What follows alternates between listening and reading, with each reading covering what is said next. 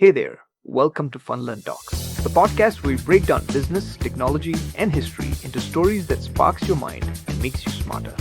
I'm Adi, and we explore ideas that shape the world, from empires and entrepreneurs to code and culture. If you love connecting dots and asking why things are the way they are, you're in the right place. Let's get started with today's story. Have you ever wondered how far a person might go to protect their power? In ancient China, during the Han Dynasty, the lengths one might go were not just extreme, but chillingly brutal. This is a story about ambition, deception, and the heavy cost of power. Our tale begins with Empress Lü, a woman of formidable character and influence. Originally married to Gaozu, the founder of the Han Dynasty, when he was merely a commoner known as Liu Bang, she was no stranger to the rough and tumble of political life. Together, they had a son, Ying, known for his mild-mannered nature. Gaozu, while recovering from an arrow wound, wished to send Ying to the battlefield. However, the protective Empress Lü took the reins herself, stepping out to command the troops, a decision that marked her as a decisive leader.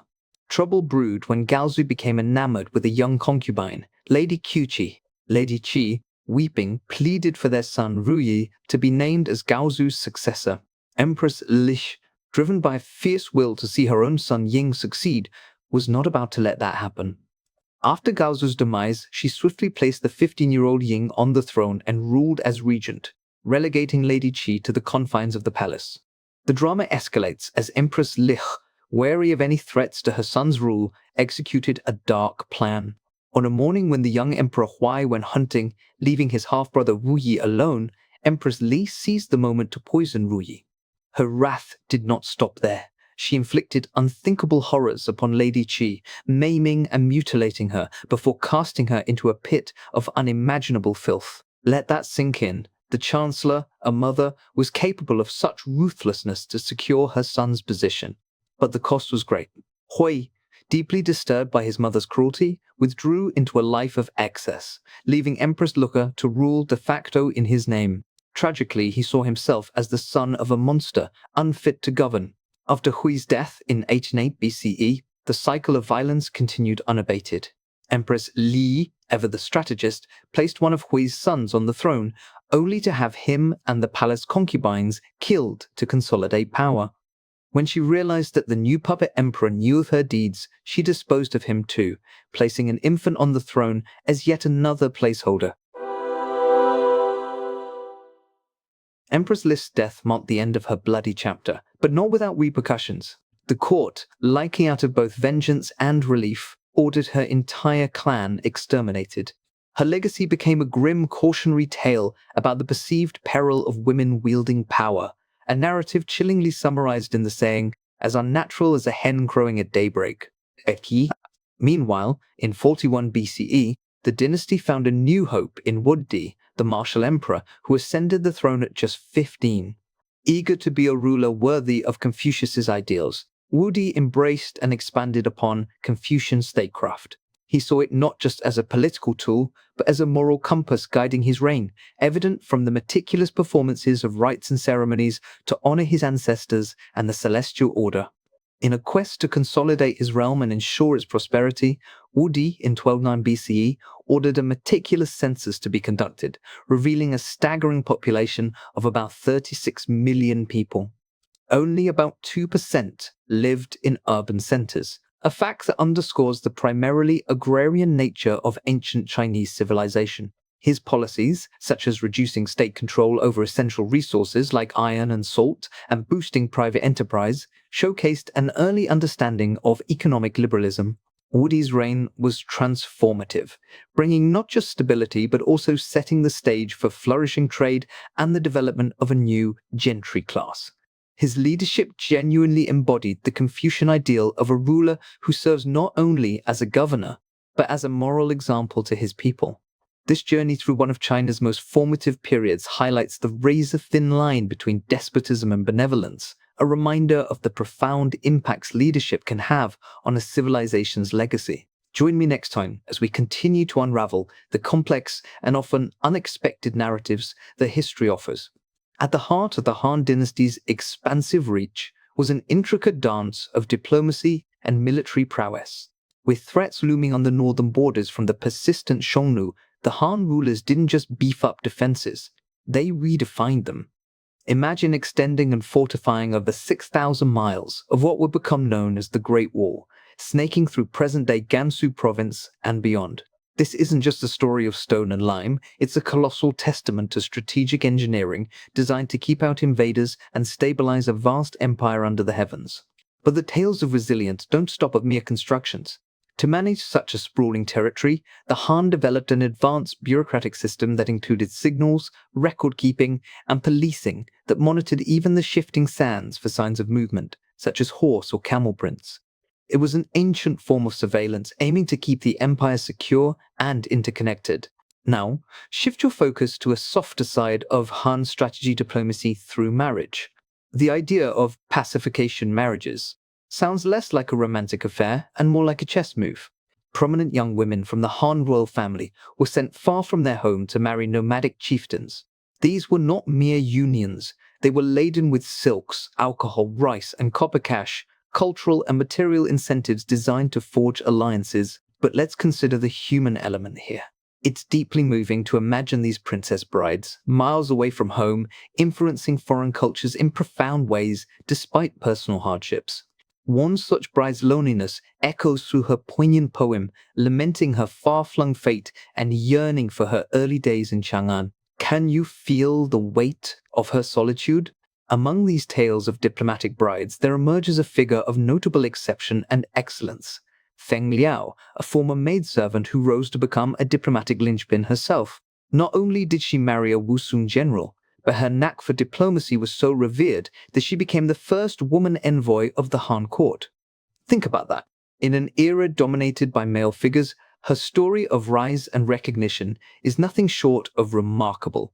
Thanks to her adept negotiations, during a political crisis in 64 BCE, the Wusong chose an alliance with the Han over the Xiongnu. The Han also had another diplomatic trick up their sleeve, the practice of hosting foreign princes at their court. This wasn't a simple state visit. These princes were immersed in luxury, educated, and sometimes even integrated into the bureaucracy with the hope that they would return as ambassadors of Han culture and influence. Turning from political strategies to commerce, we see trade flourishing under the Han. Radiant silks, exquisite lacquerware, and precious jade were dispatched across borders, weaving a web of diplomatic goodwill and economic interdependence.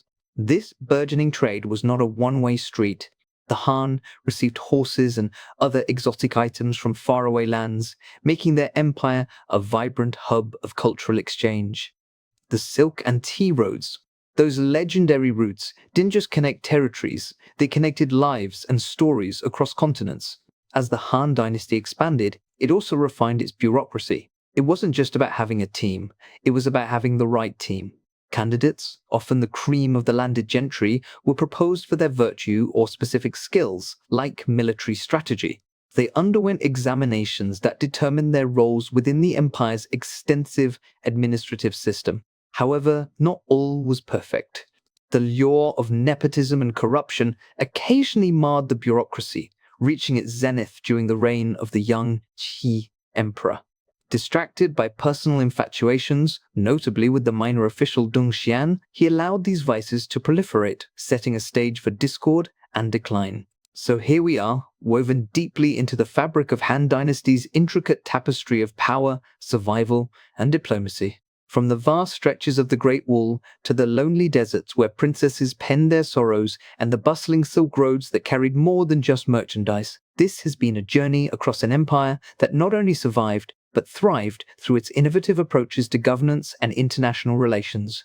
Against a backdrop of potential turmoil, the intelligent strategies and sometimes heartfelt sacrifices of its people ensured that the Han Dynasty would be remembered not merely as a historical period, but as a pivotal chapter in the story of human civilization. Continuing with the dramatic and often brutal history of ancient China, we land on a moment that underscores not only the struggles of the time, but also a poignant decision by Sima Qian.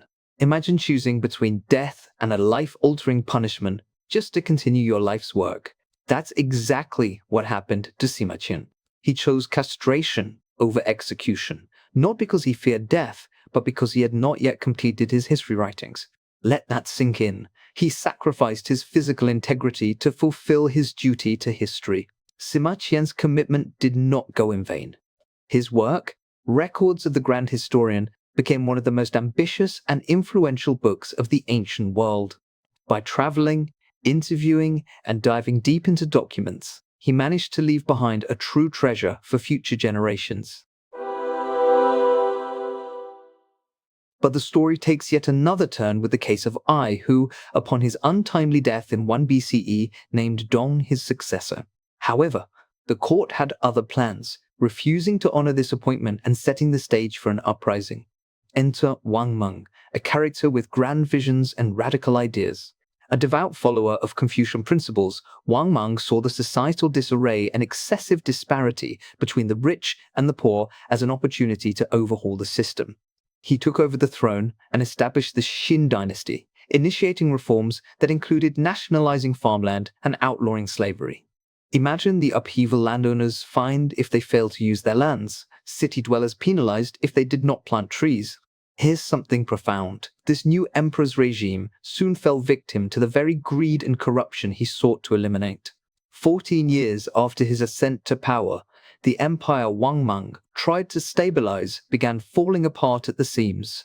Nomadic tribes pressed in from the borders, rebellions flared from within, and even nature seemed to turn against him with the devastating flooding of the Yellow River. All signs pointed to the loss of the mandate of heaven, a divine approval for rulers which, once lost, spelled doom. In a scene that seems straight out of a dramatic climax, in the year 23 CE, he was found by pro-Han forces in his palace, not just with political advisors, but with Taoist magicians and his multitude of wives and concubines. And in a grisly end fit for a Shakespearean tragedy, Wang Meng was killed, his body gruesomely dismembered. Following the fall of Wang Meng, the Han Dynasty was restored, but what a cost! The capital moved eastward from Chang'an to Luoyang, marking a new era and splitting the timeline into what historians now call the Western Han and the Eastern Han. But let's not gloss over the sheer human toll these tumultuous times took. Millions perished due to violence, the aforementioned flood and resulting famine, about half the population at the time. Reflecting on these narratives, they aren't just accounts of who ruled when or the battles that were fought. They're vivid reminders of human resilience, the quest for power, and the impact of leadership on the course of history. The lives of individuals like Sima Qian, who sacrificed so much for their passions, and rulers like Wang Meng, who rose and fell by the sword of their own convictions, echo through time. They remind us that history isn't just about the past, it's a mirror reflecting the virtues and vices that continue to shape our present. The Han Dynasty, a beacon of innovative prowess, brought forth advancements that were nothing short of revolutionary, extending far beyond mere governance. Picture this, a society where iron wasn't just for warfare, but was crucial in shaping everyday life. Han soldiers wielded iron weapons, and farmers were just as equipped, tilling the lands with iron gadgets like water wheels and ox-drawn plows. Their agricultural wisdom was reflected in their practice of crop rotation, a savvy move that nurtured diverse crops like soybeans and vegetables, along with traditional staples such as barley and rice. These techniques were not just about survival, they were about thriving, demonstrating a deep understanding of resource management and ecological balance. It was during these times that a prolific That's it for today's episode on FunLearn Talks, where stories from business, technology, and history keep your curiosity alive. If you enjoyed the journey, make sure to follow, rate, or share it with a fellow curious mind. And hey, we'd love to hear from you. Drop a comment or connect with us online. I'm Adi, and I'll catch you next time, right here on FunLearn Talks. Until then, keep learning, keep wondering.